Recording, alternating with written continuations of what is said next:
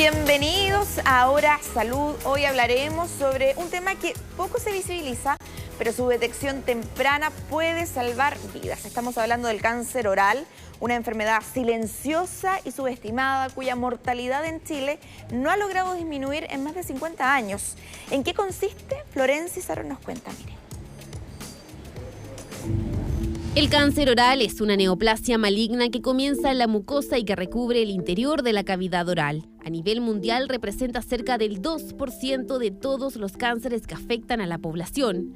Sin embargo, su detección tardía puede comprometer distintas áreas de la boca, como labios, paladar y encías. Es un cáncer que puede ser medianamente agresivo si es que no se toman las precauciones al inicio. En casos muy tardíos, muy severos, puede ser pérdida de huesos maxilares, parcial o totalmente, pérdida de órganos de la cavidad oral. Un cáncer oral puede llevar a la muerte. Se estima que el cáncer oral representa el 1,6% de los cánceres diagnosticados en Chile, una cifra que puede generar consecuencias severas y, lo que es peor, según expertos, la mayoría de los diagnósticos son tardíos, derivando en complicaciones y tratamientos invasivos. Alrededor del 85% de los diagnósticos se hacen en etapas muy tardes, por lo cual el impacto que tiene en el paciente es muy alto en su vida. Puede llevar a cirugías bastante extensas donde se pueden producir hemimandibulectomía, básicamente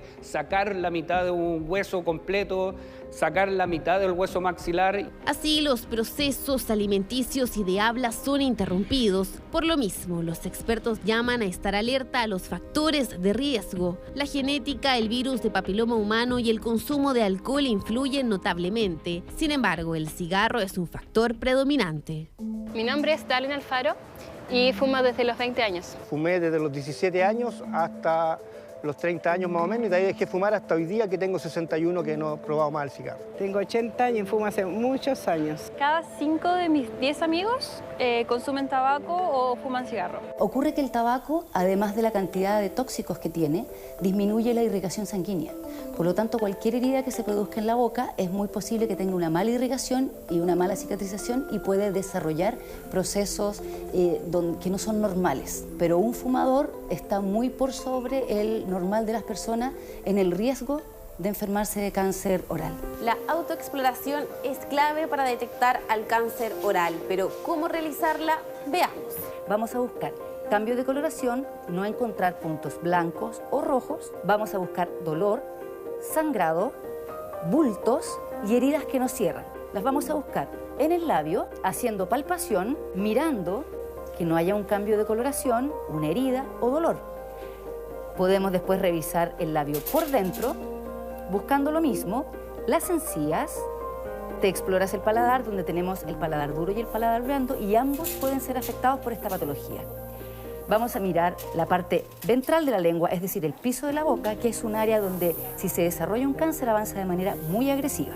Y finalmente vamos a revisar la lengua. La vamos a traccionar con una gasita para que la lengua salga lo más que pueda, con la finalidad de ver la parte que casi nunca se ve y que puede ser afectada fuertemente por un cáncer más agresivo. Estar atentos a cualquier tipo de lesiones es fundamental. Por lo mismo, el control con un odontólogo es de suma importancia, aún más considerando que la visita ideal es cada 6 meses. En general, las personas no van cuando no tienen algún tipo de problema, y menos de este tipo. De todas formas, las personas suelen confundir algún tipo de lesión primaria con un afta o un herpes, entonces esperan que esa lesión pase. A nosotros nos compete desde los labios hasta la zona de los pilares faringeos. Todo eso es nuestro territorio de trabajo, no solo los dientes, y eso es importante de reconocer. Por lo cual, el dentista también tiene que revisar las mucosas, y al momento de revisar las mucosas, él va a notar y él sabe reconocer estos cambios. Conocer nuestra cavidad oral, realizar un autoexamen y visitar al odontólogo es parte fundamental de la conciencia del cáncer oral. Como vimos, prevenir está en nuestras manos.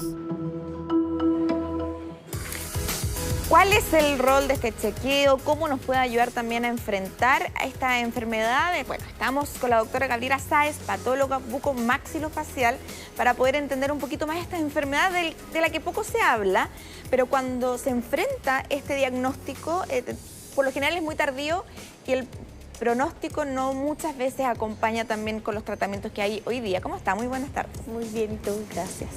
Primero, ¿cuál es la diferencia entre el cáncer oral y el cáncer, no sé, de la laringe? ¿Dónde están los límites de esta enfermedad? Los límites están, como bien decía mi colega en la nota, está en los pilares anteriores de la faringe. Justo antes de las amígdalas, de ahí hacia atrás, estamos hablando de cáncer orofaringio, y cuando hablamos de ahí hacia adelante, hacia la zona de la lengua, las mejillas, etcétera, ahí hablamos bien de cáncer oral. ¿Cómo se ve impactado también en el cuerpo? Nosotros cuando hablamos de cáncer de mama sabemos que hay un tratamiento, hay una operación. Acá, ¿cuánto puede afectar? ¿No es los dientes, es la lengua? ¿Cuál es el impacto que puede tener el día a día? Un gran impacto el tratamiento, de hecho eso es un gran tema, ya que el tratamiento suele ser quirúrgico, o sea, una cirugía, lo que en boca se transforma en un tratamiento bien mutilante. ¿Por qué? Porque como consideramos tratamientos de cáncer en general, hablamos de márgenes de seguridad para dejar tejido sano, ¿cierto? Sí, los bordes. Los bordes, claro. Entonces estos bordes en boca, cuando decimos que los bordes debiesen ser, por ejemplo, de 2 centímetros, si tú consideras todo el espacio que tenemos en boca, 2 centímetros por lado es bastante. Por lo tanto, es bien mutilante. Por ejemplo, si tenemos que hacer una cirugía de lengua, esto podría generar problemas para el habla, para comer, para hablar, para hacer actividades de la vida diaria que uno está bastante acostumbrado. O sea, es bien limitante, y es por eso también que hemos hablado que la detección temprana es clave, porque puede evitar también el avance de esta enfermedad. ¿Cómo uno puede hacer el chequeo? Lo veíamos con esta autopalpación, pero muchas veces uno tendría que ir al dentista. Ese es el primer paso que uno espera en este tipo de tratamiento. Por supuesto, ir al dentista es fundamental, pero nosotros en la casa también podemos hacer este trabajo del autoexamen para luego de detectar ciertas lesiones, consultar. ¿Y cuáles son estas lesiones que uno habla como de lesiones de alarma, de alerta para ir al odontólogo? Son, por ejemplo, manchas rojas, manchas blancas, bultos o heridas que no sanan en más de 14 días, como también alteraciones en la movilidad de la lengua o también de la sensibilidad de la lengua. Esos son más o menos los signos de alarma. Y además en el cuello palpar bultos en las zonas laterales. La higiene, ¿cómo influye también en el desarrollo de esta enfermedad? La verdad es que tener una mala higiene oral siempre va a retrasar, por ejemplo, procesos de cicatrización, etcétera, pero principalmente los factores de riesgo asociados al cáncer oral en este caso son el consumo de tabaco y en conjunto con el consumo de alcohol. Cuando muchas veces hemos hablado del papiloma humano, que puede afectar también el cáncer de la faringe o esofaringe, ¿tiene relación también con el cáncer oral? La verdad es que todavía no está 100% demostrado, está eso en proceso de estudio, pero sí está bien demostrado en el cáncer de orofaringe, también como por ejemplo en el de cuello uterino. Pero hoy en día no podemos relacionar directamente la infección por virus papiloma humano con el desarrollo de cáncer oral.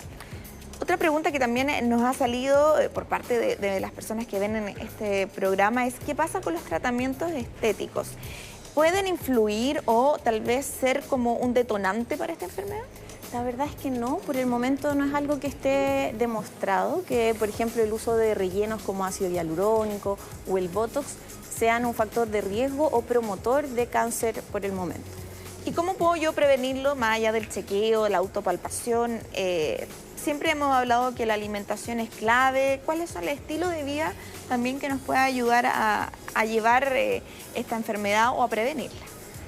Por supuesto, lo que habíamos mencionado anteriormente, evitar el consumo de tabaco, evitar el consumo de alcohol, siempre mantener una dieta equilibrada de frutas y verduras ricas en antioxidantes, mantenernos bien hidratados y por supuesto mantener una vida saludable y no sedentaria. Claro, muchas veces uno se encuentra herida, afta, y dice, bueno, esto a mi mamá le ha pasado, a mi amiga le ha pasado y me he hecho unas gotitas. ¿Y cuándo me tengo que preocupar si tengo este tipo de lesiones en la boca para poder consultar al doctor?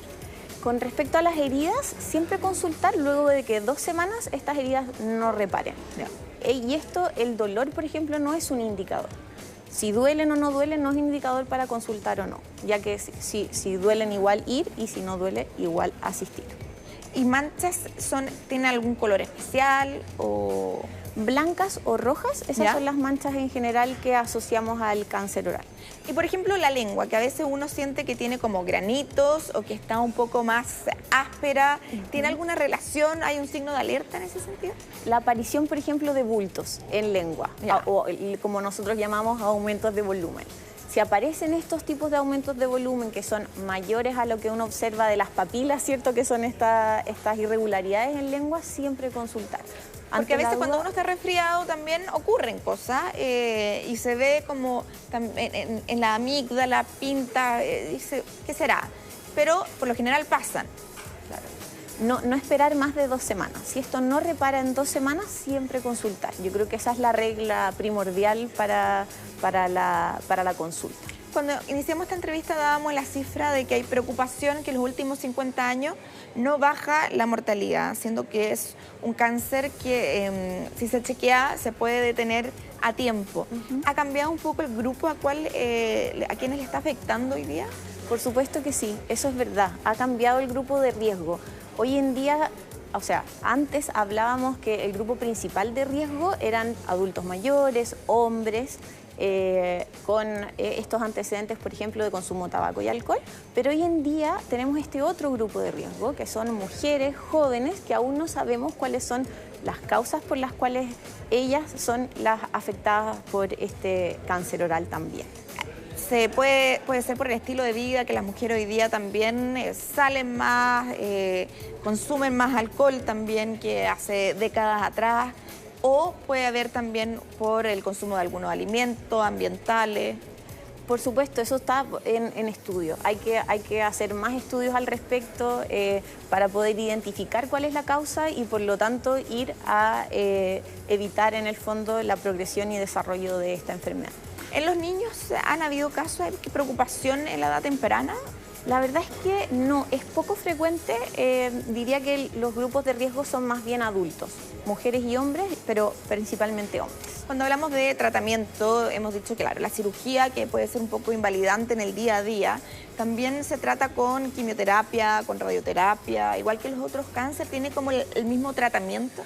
Por supuesto que sí, sí. Generalmente se suele ser cirugía con radioterapia y ahora hay nuevos tratamientos quimioterapéuticos que han ayudado con el tratamiento para el cáncer oral. ¿Como la inmunoterapia, por ejemplo? Sí, así es. ¿Qué diferencia hay con la quimioterapia que hemos visto en las últimas décadas? Que es más dirigido. Ya. Está la identificación. Hay algunos tipos de cánceres que generan ciertas modificaciones en algunas células o las formas en las que están hechos ellos para resistir ante nuestro sistema inmune de defensa. ¿Ya? Entonces, estas células ocupan a veces unos escudos para pasarse en el fondo nuestros sistemas de alarma. Entonces, cuando nosotros detectamos que utilizan esos escudos, la inmunoterapia lo que hace es atacar a ese escudo y así detectar que esta célula es la cancerígena y en el fondo así frenar antes el cáncer. Son más teledirigidos. Muchos tratamientos hemos visto que también en otros cánceres generan un impacto e incluso efecto adverso en otros órganos. Se cumple con la misión de atacar el cáncer, no sé, de mama, pero sabemos que la radiación puede impactar en el corazón, en órganos que también están cerca y que reciben también esa radiación. Pasa lo mismo entendiendo que la boca está tan cerca del cerebro. Pasa, perfecto, muy buena pregunta. De hecho, ocurre y con lo que más nos toca ver es que la radiación, pensando, por ejemplo, si tenemos un cáncer en la zona de la lengua, es la zona de las glándulas salivales. Yeah. La afectación en el fondo por esta radioterapia, las glándulas salivales, lo que genera es que disminuya drásticamente el flujo de saliva. Y la saliva cumple un rol de protección en la boca y también de lubricación. Entonces, las personas que están tratados con esta radioterapia tienen menos saliva y por lo tanto también tienen más riesgo de presentar caries y otras complicaciones como por ejemplo enfermedades por hongos en boca, etc. Y por supuesto el dolor asociado por el daño que se genera en los tejidos, como por ejemplo lo que llamamos mucositis, que son muchas heridas que se hacen en la zona de la mucosa y que eso impide alimentarse, hidratarse de forma correcta.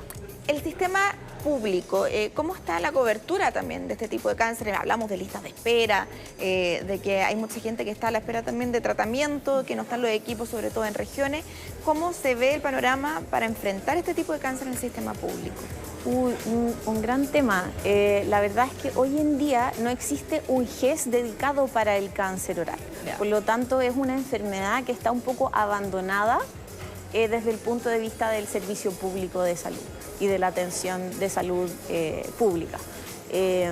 La verdad, si bien el sistema igual está preparado para recibir a estos pacientes y tratarlos, hay problemas con el desarrollo, por ejemplo, de estos equipos multidisciplinarios, de estar preparados para las secuelas del tratamiento, etcétera. Claro, que también es tan importante la calidad de vida que enfrentan este tipo de pacientes.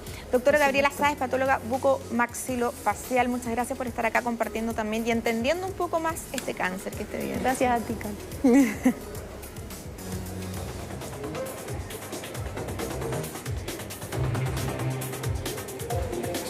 Del laboratorio que le descifre más o menos lo que le quisieron decir. Como que los farmacéuticos están más acostumbrados por el trabajo, pero sí, yo creo que también les debe pasar súper bueno porque ya todo está digitalizado, faltaba las puras recetas nomás prácticamente que se empiecen a digitalizar o que puedan funcionar con código QR, que también podría ser factible, pero no, súper bueno, aparte que va a ser mucho más clara la receta. Absolutamente, la receta digital es mucho mejor. En la farmacia tampoco entendía nada de eso, exactamente. En cambio, con la receta digital la puedes bajar en el celular, es más fácil. Me parece mejor porque las letras de los doctores son medias subjetivas, así que igual hay medicamentos parecidos, se pueden confundir. ¿Cuántas veces le pasó llegar a la farmacia a comprar el medicamento recetado por el doctor y que no entendían cuál era el nombre? Bueno, este miércoles las autoridades encabezaron el lanzamiento del nuevo Sistema Nacional de Receta Electrónica que modernizará la forma en que se prescriben y también se dispensan los medicamentos en nuestro país. El sistema es gratuito, es administrado por el Ministerio de Salud y busca promover el uso seguro de medicamentos, además de facilitar los procesos de atención y de los equipos profesionales.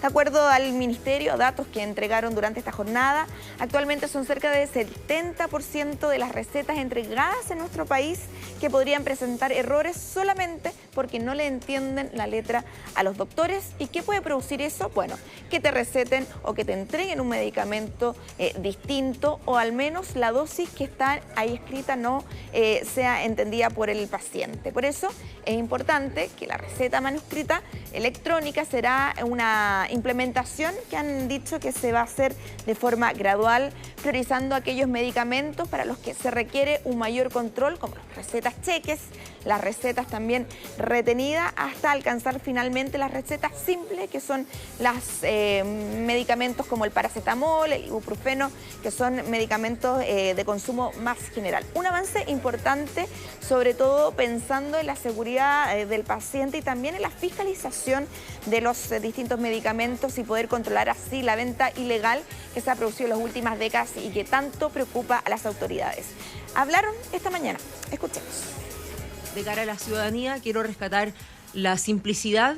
Nunca más se te va a perder una receta. No tienes que volver al médico o médica que te lo recetó, si que pierdes ese documento, está alojado en los sistemas informáticos del Ministerio de Salud. Las personas pueden acceder a este sistema de cara del usuario con su clave única. La manera en que funciona es que el médico emite la receta a través del sistema, le llega un correo electrónico a la persona y eso es suficiente para que vaya a cualquier farmacia a recibir su medicamento. ¿Qué es lo que nos genera la receta electrónica? Nos genera seguridad, nos genera trazabilidad, pero también nos da equidad. Eso nos permite que vamos a tener un acceso mucho más rápido, seguro.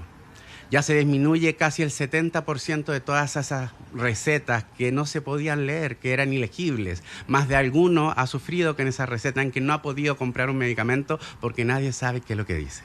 Hoy la receta electrónica nos permite esto, que sea legible. Esto refleja en verdad una modernización necesaria que beneficia tanto a nuestros usuarios, a nuestros pacientes y también a nuestros equipos de salud, promoviendo una atención mucho más eficiente, transparente y confiable. Aquí nosotros en Farmacia La Torre hemos trabajado durante muchos meses capacitándonos, actualizando nuestros procedimientos internos y asegurando que cada dispensación se realice con un rigor técnico. Claro, un hecho que incluso las mismas autoridades declararon que era histórico, muy importante, no solamente por la seguridad, sino por lo que implica también de generar esta receta que queda en el sistema y que permite también a los usuarios muchas veces que pierden esta receta no tener que ir a una segunda visita médica, sino que también poder obtenerla así digitalmente y está guardado en los correos electrónicos. ¿Qué pasa con los adultos mayores? Era una de las grandes preocupaciones para la implementación de esta medida y por eso hacer una implementación gradual. Lo importante es que los adultos mayores también puedan recibirla de manera física, pero va a estar digitalizada, va a estar no con la mano de puño y letra del doctor, entonces va a ser mucho más fácil que puedan entender esta receta. Y otra cosa bastante importante es que los doctores que emiten este tipo de receta tienen que estar registrados, entonces así se evita que cualquier persona pueda adquirir un recetario y poder administrar distintas recetas médicas a los pacientes para que se mal utilicen estos medicamentos que muchas veces son tan esenciales y tan delicados. Así que es un paso importante para la capacitación también de los doctores, la implementación en las distintas farmacias, una modernización que se venía esperando y donde también los datos médicos aseguraron que van a estar protegidos. Bueno, con esta noticia, este anuncio, llegamos hasta aquí, hasta el capítulo de hoy, pero nos reencontramos la próxima semana con un nuevo tema de salud y bienestar. Que estén bien.